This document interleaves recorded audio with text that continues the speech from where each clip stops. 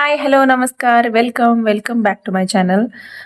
तर ट्रिप दुसऱ्या दिवशी श्रीशैलम नंदियाला वगैरे झालं आणि तिसऱ्या दिवशी मग रात्री 9 वाजता आम्ही तिरुपती बालाजीला निघालो होतो. तर आता तिरुपती बालाजीला जायचं मेन कारण होतं, कारण आम्हाला साऊचं जावळ तिथं काढायचं होतं. तिचा नवस होता.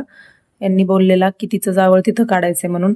त्याच्यामुळं सगळ्या ही ट्रिप खरं तर तिरुपती बालाजीमुळेच घडली होती.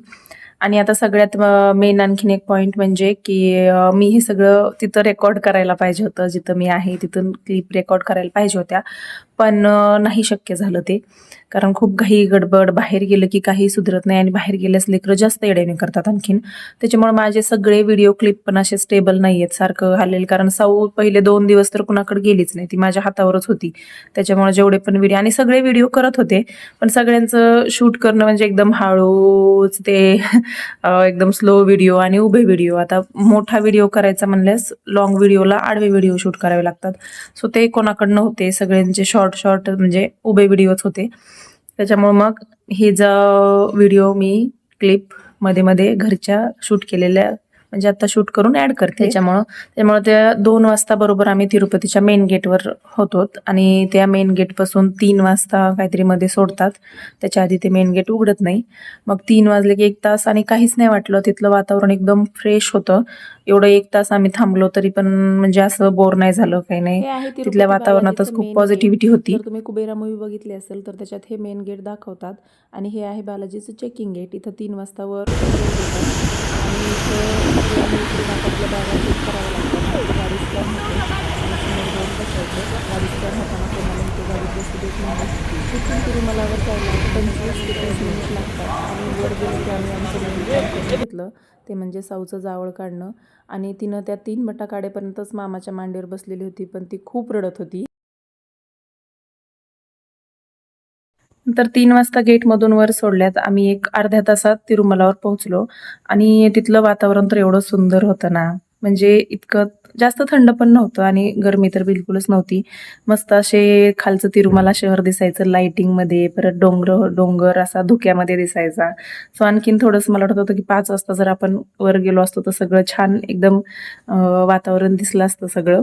सो वर गेलो आणि आता 2 तास वेटिंग होतं आम्हाला, कारण आम्ही बुकिंग रूमचं पण आधीच केलं होतं, पण ते 6च्या आधी बुकिंग देत नाहीत. त्याच्यामुळं परत 2 तास तिथंच फिरत बसलोत आणि खरंच एकदम म्हणजे पहाट होती, अवेळी होतं, पण असं वाटलं नाही की अरे किती बोर होतंय, कशामुळं आपण म्हणजे एवढं लवकर आलो, थोडं उशिरा यायला पाहिजे होतं, असं काहीही वाटलं नाही. वातावरण म्हणजे खूप फ्रेश आहे तिथलं. नंतर फ्रेश वगैरे होऊन आम्ही 9:30-10 वाजता साऊचं जावळ काढायला गेलो आणि तिथं गेल्यास तिनं असं पण कोणाकडे जात नाही आणि त्याच्यात तिनं आता मामाच्या मांडीवर जावळ काढायला बसणं शक्यच नव्हतं.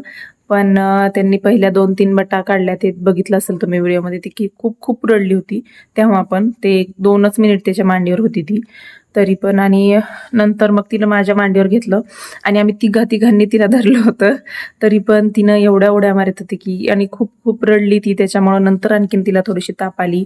मग आम्ही रूमवर गेलो, तिला आंघोळ वगैरे घातली आणि यांना म्हणलं आता तुम्हीच जावा, ते फिरायला तिथलं पूर्ण आहे. तिथं पण गाडी घेऊन आपण फिरू शकतो वर तिरुमलावर.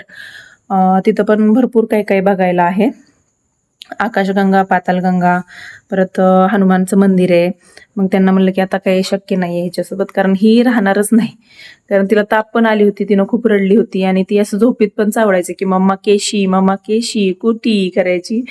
तिला असं फारच वाईट वाटलं होतं, तिचे केस काढले आणि तिघांनी एवढं जबरदस्ती तिला धरलं होतं आम्ही. त्याच्यामुळं ती झोपी गेली आंघोळ वगैरे करून आणि परत 1, 2, 3 वाजता हे सगळं फिरून आले. मग आम्ही थोडीशी आणि शॉपिंग परत आम्ही केली, म्हणजे shopping करायला पांढरी गेलो साडी, थोडीशी. साऊला पण व्हाईट ड्रेस घेतला होता सिल्कमधून. यांना कुर्ता, धोती. सानूला काही तिच्या मापाचा ड्रेस मिळाला नाही. तिला मी घरचाच घागरा घेतला होता, कारण मला माहीत होतं की तिच्या मापाचा ड्रेस काही मिळणार नाही. आणि ही सगळी शॉपिंग करायला आम्हाला 1 तास गेला.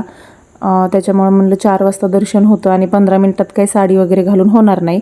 त्याच्यामुळे ते म्हणलं फोटोशूट करण्यासाठी आपण दुसऱ्या दिवशी घालूया साडी. मग नॉर्मलच आपला ड्रेस घालून आम्ही दर्शनासाठी निघालो आणि हे ड्रायव्हर आम्हाला समजत होते की इथून लाईनला लागायचं, मध्ये जाऊन काउंटर असतं मोबाईलचं वगैरे सगळं त्यांनी सांगितलं आणि आम्ही इथून स्पेशल दर्शनच्या लाईनला लागलो.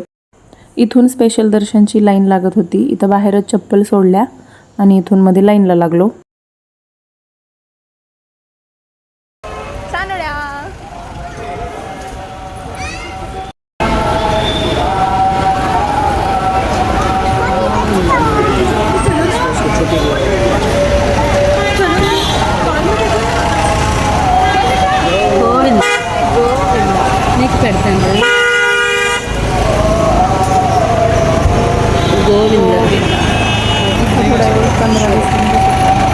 4:15ला आम्हाला मध्ये सोडलं. फायनली 5 तासाने आमचं दर्शन झालं होतं. स्पेशल दर्शन असून पण एकाच हॉलमध्ये त्यांनी एक ते 4 तास बसवलं आणि फारच कठीण होतं ते. म्हणजे ते तिथं चहा, पाणी सगळं, नाश्ता सगळी सोय असते.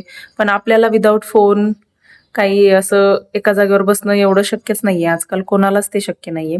त्याच्यामुळे 4 तास तिथं बसणं फारच बोर होतं. पहिलं 1 तास तर गेलं कारण साऊ जागी होती. तिला मी बिस्किट वगैरे दोघींना घेऊन गेले होते. मग तिनं बिस्किट खाल्लं, दूध आलं होतं ते दूध पिलं आणि एक दीड तासाने ती झोपी गेली. त्याच्यामुळे नंतर आम्हाला फार बोर झालं आणि आणखीन एक कारण होतं बोर व्हायचं, की आमच्या मागं एक कपल होतं आणि त्यांना 3 मुलं होते. 2 मला वाटतं आवळे-जवळे असतील 2 आणि एक मुलगी होती त्यांची, ती थोडी मोठी होती त्यांच्यापेक्षा 1 वर्षांनी मोठी असेल. आणि ते इतके रडत होते. 4 तास आम्ही त्या हॉलमध्ये होतो. ते 4 तास कंटिन्यू ते तिघं पण रडत होते. आणि दोघांना ते हँडल होणं, आता 3 लेकरं दोघांना हँडल होणं शक्य नाही ना. इथं एक रडायला लागलं तर ते आमच्या दोघांना हँडल होत नाही. त्याच्यामुळे ते 3 लेकरं त्यांना हँडल होणं शक्यच नव्हतं. त्याच्यामुळे ते कितीही नादी लावत होते, काहीही करत होते, तरी पण ते काही शांत बसतच नव्हते. आणि ते आमच्या मागच बसलेले होते. त्याच्यामुळं ते सारखं कुर आणि आमचं तर काय झोपी गेलं. 1-1.5 तासातच झोपलं. ते किती ओरडलं, काही केलं तरी ही काही उठली नाही. ते फार पॉझिटिव्ह की दोघींना खूप साथ दिली आम्हाला. आणि परत आदल्या दिवशी रामोजी फिल्म सिटी वगैरे झालतं. सगळं ऊन होतं, खूप ऊन होतं तिकडं आणि पाणी तिथं थंड होतं. त्याच्यामुळं सानू खूप खेळली होती. प्रत्येक ॲक्टिव्हिटी तिनं केली होती. त्याच्यामुळं तिला त्या उन्हामुळं दुसऱ्या दिवशी ताप आली आणि ती ताप तेव्हाच आली जेव्हा तिथं आम्ही त्या हॉलमध्ये बसलो होतो तर. आणि काहीच नेलं नव्हतं, स्टोल पण नेला नव्हता, काहीच नेलं नव्हतं आणि फार हे झालं, तिला थंडी वाजून यायला लागली आणि साधा ड्रेस घालून गेल्यामुळे त्याच्याला ओढणी पण नव्हती तिला. सो ते शेवटचा 1 तास खूप खूप खूप बोर झालं. पण ती जी मागं ती बाई होती ती इतकं पेशन्सली सगळं हँडल करत होती. त्याच्यामुळं मी ते पॉझिटिव्ह वेनं घेतलं, की मला देवाने मुद्दामून हिच्या पुढे बसवलंय, की तुझे ते लेकर काहीच करत नाहीयेत. एकीचं दुखायलं तरी पण ती एवढी शांत बसली आणि एकतर काय बेटकं झोपीच गेलं होतं. त्याच्यामुळं मला त्या बाईमुळं पण धैर्य येत होता, की ही किती पेशन्सली 3 लेकरं हँडल करते आणि मला तर काय, मला स्वतःलाच हँडल करायचं होतं फक्त. त्याच्यामुळं पण तिथून निघाल्यास मग 1 तास लाईनमध्ये लागावं लागतं आणि तिथं पण मग त्या लाईनमध्ये लागलं की स्पेशल दर्शन काय, VIP काय सगळे एकत्रच येतात. मग तिथं फ्रीवाले, टोकनवाले सगळेच. मग तिथं लाईनमध्ये लागलो आणि 1 तासात दर्शन झालं आमचं. पण एकदा देव बघितला की सगळा थकवा जो 4 तासाचा किंवा 2 दिवसाच्या प्रवासाचा, एवढ्या लांबून 20-20 तास प्रवास करून तिथे जातात माणसं. पण देव बघितला की सगळा थकवा निघून गेला. इतका सुंदर देव आहे आणि खूप छान पण झालं आमचं दर्शन, म्हणजे शांततेत एकदम. त्याच्यामुळं फार छान वाटलं. आणि मग दुसऱ्या दिवशी आम्ही सकाळी 6 वाजता, कारण तिथं 24 तासासाठीच रूम मिळते तुम्हाला हॉटेलमध्ये त्या, म्हणून आम्ही 6:18 चेक इन केलं. तर त्याच्यामुळे आम्हाला बरोबर 6 वाजता चेकआउट करायचं होतं. आणि मला असं वाटायला होतं की काय होते ना, आपण अदर हॉटेलमध्ये गेल्यास पण अर्धा 1 तास पुढं मागं होतोच आणि ते तेवढं ऍडजस्ट करतात. मग मला वाटलं हे पण ऍडजस्ट करतील, कारण आम्हाला रात्री झोपायलाच 12 वाजले आणि आमच्या सोबत होता दादा, तो आमच्यासोबत दर्शनाला नव्हता, त्याचे टायमिंग वेगळा होता. त्याच्यामुळे जास्त बोर झालं आम्हाला. आणखीन आम्ही जर सोबत असतो ना तर ते 4 तास कसे गेले असते आम्हाला कळालं पण नसतं. त्याच्यामुळं आणि ते मग लवकरच लागले लाईनला आणि झालं आमचं दर्शन. दोघांचंही जवळजवळ सोबत ते 5:30ला लागले. आणि आणखीन एक होतं तिथं की स्पेशल दर्शन बुकिंग होती. 4 वाजताचा स्लॉट होता. मला वाटतं त्याच्यामुळे पण दर्शनाला मग खूप उशीर लागत असेल. 4 वाजताचा स्लॉटवाले आणि आमच्यासोबत 8 वाजताचे स्लॉटवाले पण होते, 1 वाजताचे स्लॉटवाले पण होते. मग म्हणलं असं हे करतायत म्हणूनच मग काय उपयोग आहे ना स्पेशल दर्शनचं, म्हणजे त्याच स्लॉटला येऊन ते असं सगळं मिक्स करतायत म्हणूनच थोडा उशीर लागला असेल, मलाही असं वाटलं. मग ते पण 5:30ला लाईनला लागले होते, त्यांचं पण जवळजवळ 10 वाजता दर्शन झालं आमच्या नंतर 1 तासाने. मग आम्हाला झोपायला, जेवण करून झोपायला 12-12:30 वाजले आणि मग सकाळी लवकर उठणं झालं नाही. पण तिथं काय करतात, ते रूम 6 वाजता बरोबर तिथली इलेक्ट्रिसिटी, गरम पाणी येत नाही, त्याच्यामुळं ते 24 तासात रूम सोडावीच लागते. आणि नंतर मग पटपट आवरलं सगळं आणि साऊचा काही सकाळी उठायचा मूडच नव्हता. व्हिडिओमध्ये बघा तुम्ही, ती किती अशी झोपेतच आहे जवळजवळ. तर तिचा आणि तिला जरा बरं वाटायला होतं, त्याची ताप वगैरे कमी झाली होती.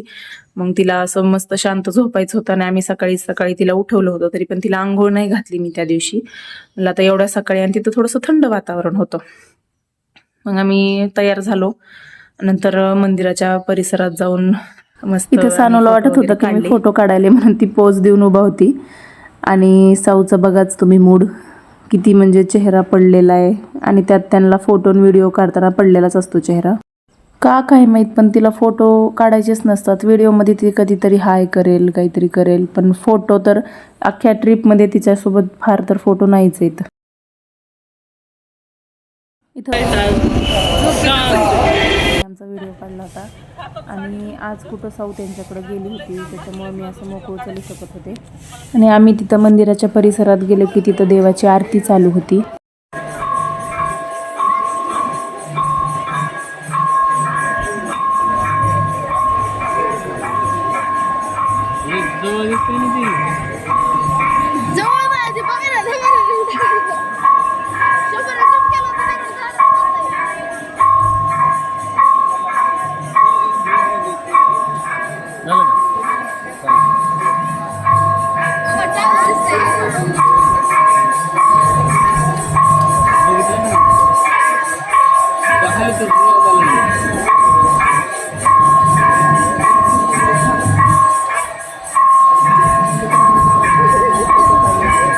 आणि आम्ही 2 दिवस काही शॉपिंग केली नव्हती, म्हणजे घरी सगळ्यांना काय काय काय आणायचं. नंतर छान सगळे फोटो काढले सगळ्यांचे आणि नंतर आम्ही गेलो शॉपिंग करायला.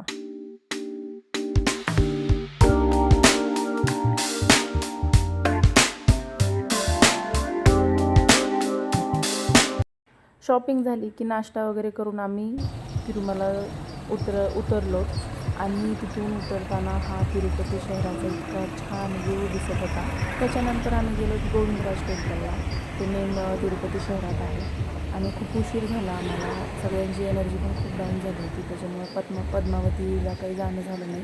पण आम्ही कोल्हापूरहून येणार होतो, त्याच्यामुळं बालाजी झालं की लक्ष्मी करायला कोल्हापूरला निघालत नव्हतं. तिथून कोल्हापूरला जवळजवळ 15 ते 16-17 तास लागतात वाटतं. त्याच्यामुळे नाईट पूर्ण आमची ट्रॅव्हलिंगमध्येच गेली.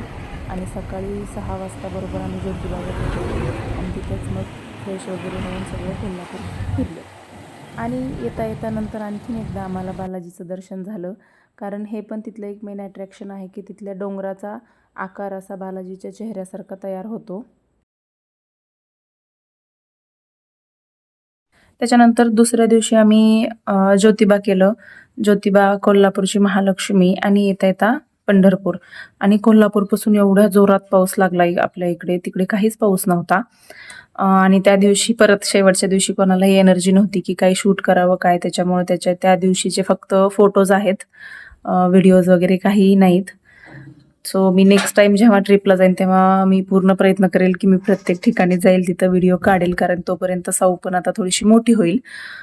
त्याच्यामुळं चला मग आजचा ब्लॉग तुम्हाला कसा वाटला हे मला कमेंट करून नक्की कळवा. आपण भेटू पुढच्या ब्लॉगमध्ये. बाय.